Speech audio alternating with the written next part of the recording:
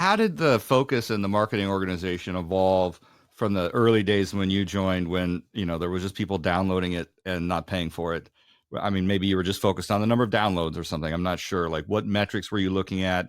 And then as the company got bigger and more mature, like, what kinds of things did you start caring about more than just downloads and, I don't know, meetup attendees or something? Yeah, early on, absolutely. Meetup attendees, number of meetups, growth of the community, number of downloads, cumulative downloads, unique downloads. Then we were looking early on at like number of just call it kind of MQL. QL for us was somebody who had expressed intent and they probably had watched, a getting started to Elasticsearch webinar. And those were like some of the early kind of mechanics of kind of lead gen. Of course, you're looking at website visitors and you're looking at kind of the movement of all this into kind of the sales funnel. But it was like, how many MQLs are we passing over to sales? How many of those folks are they qualifying? And then you're seeing the kind of this funnel go down. And then how many folks are then converting into paid customers? Actually, not just products we sell, but the use cases and solutions that are going to solve very specific problems that customers have. So then you start to then look at, okay, what are the content materials and programs you can do to say position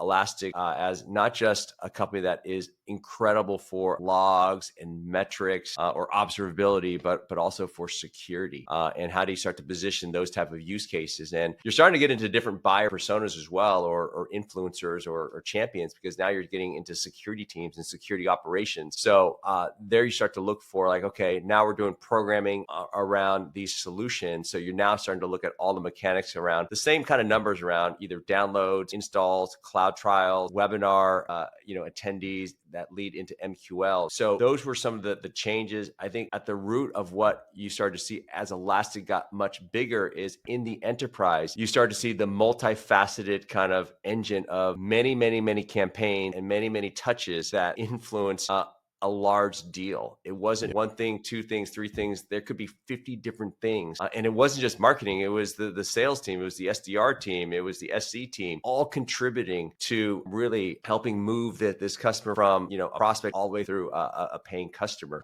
So that's just kind of at scale, which you started to see, at Elastic as it just moved into kind of more products, more solutions, and then upstream in the enterprise.